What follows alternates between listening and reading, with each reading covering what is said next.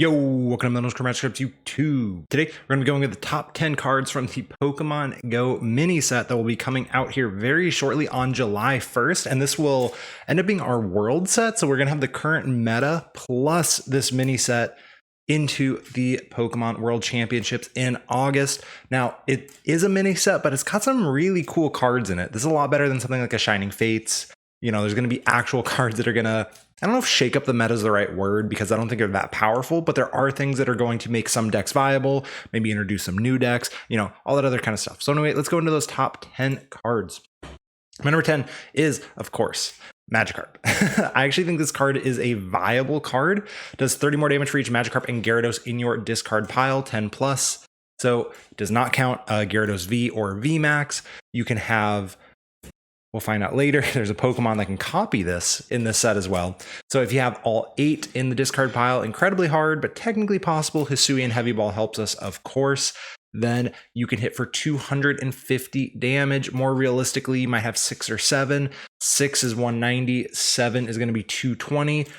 Those are all pretty good numbers. It's hitting pretty darn hard as a tiny little Magikarp, and you need a less discard than you would in something like Mad Party. So you open up some more, you know, slots for just other cards. So I think this is a good deck. I'm going to play it quite a bit because, of course, Magikarp and Gyarados are 2 of my favorite Pokemon. I think it's good. It's definitely something to mess around with. I just don't think it's absolutely broken, unfortunately. Number 9. This is a weird one. I like this card more than I think I'm supposed to. I'm pretty sure a lot of you watching this are going to say, Mel, that card sucks. And that's fine. But I like Ler Module. I think it's super interesting. Each player reveals top 3 cards of their deck and puts all Pokemon they find there into their hand. One of the reasons this is cool is you can force your opponent to draw cards. That's the first thing I'm thinking of with Ler Module, is it's one of the few ways we can force our opponent to actually plus cards in their hand or take cards out of their deck. So I think there is some stuff that we can do with this card. It's, like I said, it's not particularly good, but it's interesting. And I like the interesting part of it.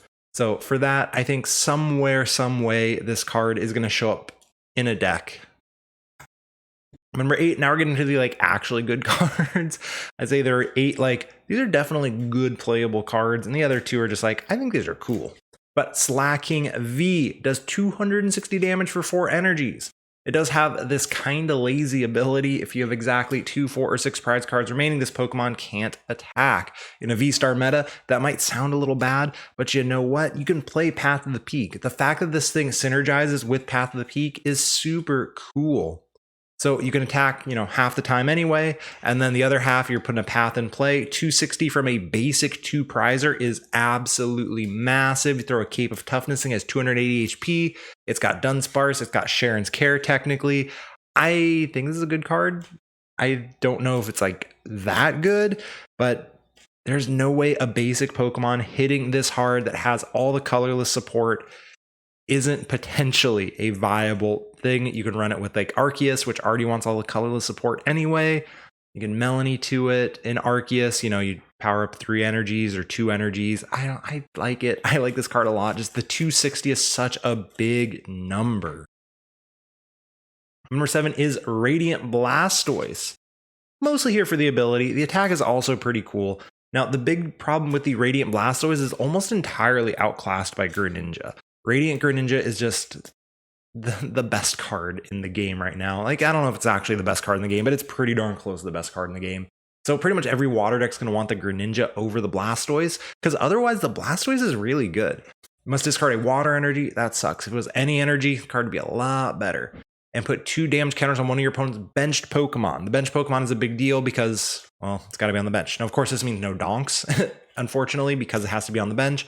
But the reason I like this card is you can set up something like Yoga Loop plays. You can help to fix your math a little bit without having to get out the quick shooting. Of course, the water discard is still good. There's a world where you would want this over Greninja. What is that world? I'm not entirely sure. The 170 attack as a single prizer is also very powerful. Unfortunately, Greninja's got 90-90 snipe, which is kind of better. But, you know, it's a good card. Just because it seems to be entirely outclassed by Greninja doesn't mean this card isn't very viable. Number 6 is Snorlax with Block. This ability is always going to be incredibly powerful. Yes, most people are playing 4 switches right now. that doesn't matter. At some point, if people ever start cutting their switches, block is so good. It's also just like, you can hide behind this in certain decks and just stop your opponent for a while. So scoop up net rotates, people play less switch, anything like that happens. Block is so good. This is definitely a one of in a variety of like control decks or very slow methodical decks. The ability is so powerful. The old Plasma Freeze one is currently tearing it up and expanded. That's one of the best decks, the block Snorlax deck. But it saw play. There was a Spiritomb, I believe it was, with the same ability that would occasionally see play as well. So this card will see play in its existence. It may not be right away, but this is definitely a very good card. Number 5 is Radiant Venusaur. Once at the end of your turn, after you attack, you may use this ability to draw cards until you have 4 cards in your hand. I don't anticipate this one seeing a ton of play, but it's another one that's just kind of good. Like, extra consistency is nice. Being able to pare your hand down and know you're going to draw a few more is nice. This could see play in decks that normally don't want a Radiant Pokemon. You know, something like, let's say Arceus and Teleon, for example. You normally are like, well, I'm not going to play the Greninja. I'm not going to play any of these other things. I don't want to discard my energies, but yeah, maybe you find room for this thing in there. You have those awkward turns where you end up with a low hand size. You can Sunny Bloom to draw a card or two. Obviously, they play Path, so they're probably not going to, but I'm throwing out the examples of, I think this card will definitely see some play where, I don't know, there's the Hisuian Arcanine coming out in the next set, but we're not going to worry about that one yet because it's not there. But this ability is definitely good. Just guaranteeing that you end, or you start every turn with 5 cards, 4 plus drawing 1, is definitely really good. So I like this card. I think it's good. I just don't think it's absolutely broken. Unfortunately, again, Greninja's so good. And this card's fine. Number 4 is Pokestop. I don't think this card is very good right now, but I think this card has all the potential in the world. It is so ridiculously powerful. Once during each player's turn, it's a stadium. That player may discard the top 3 cards of their deck and put any item cards into their hand. So anything that wants to discard cards likes this. Anything that is super item heavy likes this. I don't think those decks currently exist in the standard format. The big issue there, something like a Zoroark deck, a Mad Party that wants to discard, there's no special charge. If special charge were in format, Pokestop would be absolutely nuts in those types of decks that are like, I want to discard my attackers, but you can't really afford to discard your energy. And because of that, I don't think Pokestop is like that good. But if we ever get back significant amounts of recovery, whether it's something like a VS Seeker, I hope not. I'm not a huge fan of VS Seeker, but if we get something like a VS Seeker or a special charge, Pokestop is so good. So another card that I don't see where it slots in currently, but it is too powerful of an effect. Being able to just get cards out of the deck, get any items, which are historically some of the best cards in the game because you can play as many as you want, is so good. Number 3 is Slowbro. It is here for that second attack. You can use this attack only if your opponent has exactly 1 prize card remaining. Take 2 prizes. This is the closer for those Zoroark decks that you always kind of want. I mean, Zoroark's an interesting one because like you have the, what's it called, the Wormadam that does more damage as the game goes on. So you're like, oh, you're going to Oko stuff anyway, but just being able to say like, I don't have to worry about that. I don't have to worry about math. I don't have to worry about weakness. Your opponent's always going to go down to 1 prize card remaining because you're a single prize deck. Just being able to say, I take 2 prizes, GG's, is something that I think helps the deck a lot. It doesn't push it, ridiculously high, but this is such a good attack. Even other decks that might play a double turbo energies, there's a world where you run a 1/1 line, force your opponent down to the 1 prize game. You go like Arceus, Inteleon, have a Slowbro on the bench. I'm not sure if that's a real thing, but this is too powerful of an attack, especially with the Zoroark, not engine, but like the Zoroark package that we currently have, that this will also see play. Number 2 is Ditto. Pokemon can use the attacks of any basic Pokemon in your discard pile except for Pokemon with a rule box. Now, it is important to note, A, you need the necessary energy to use each attack. It is not free. If it were free, the card would be broken. Number 1, new BDIF. Rule box Pokemon, it says V and GX. That also includes Radiant Pokemon. That's incredibly important to note. When I was doing a set review on my stream, several people were suggesting different Radiant Pokemon that you could use. Like you can use this to copy I don't know, any of the Radiant Pokemon, whatever.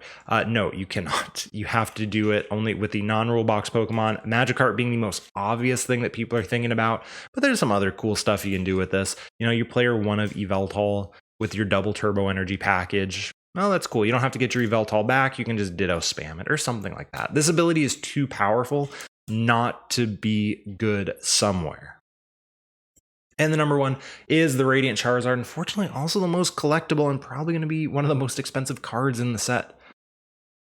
Excited Heart. This Pokemon attack costs colorless less for each prize card your opponent has taken. So the attack cost is ridiculous and impossible to pull off until those late games. Your opponent's taken 4 prizes, so they have 2 left. Suddenly you're attacking for a single fire energy. That's really good. Being able to go 250 for 1 energy on a single prizer, that's better than Baby Moltres. When your opponent has 2 prize cards left, Baby Moltres is hitting for 170. This is hitting for 250. And Baby Moltres requires a massive combo. Now, of course, Baby Moltres does hit Mew for weakness. That's pretty good. But I don't know. I think it's Genesect for weakness. Doesn't matter. It blows it up. But you can do 500 damage. That's fun. With the Choice Belt, you're hitting 280. That's really big. That is a good number. Arceus, Palkia are super good cards. I think if anything is going to really make a big difference at Worlds, this card. This is the thing where people might finally say, hey, the Training Court plus Fire Energy, you know, the Arceus Beedrill deck that already plays, what's it called? The Training Court, throw in a Fire Energy, throw in a Radiant Charizard because you don't want to play any other Radiant Pokemon in there. Suddenly you have that late game attacker. It's just like, okay, cool. You have to deal with my Arceus. Oh, and you have to deal with my Beedrills. And oh, you have to deal with my Radiant Charizard. And there's other decks. Anything can throw this in there. Anything that doesn't have a Radiant Pokemon, I'd be like, let's throw in, I don't know, 2 fires and this Radiant Charizard. Just bench it and say, here's a ticking time bomb. What are you going to do about it? Your opponent boss KOs it? Cool. They didn't boss the stuff, or they didn't KO the things that you wanted to keep for the next turn. They didn't KO your attacker. I like this card a lot.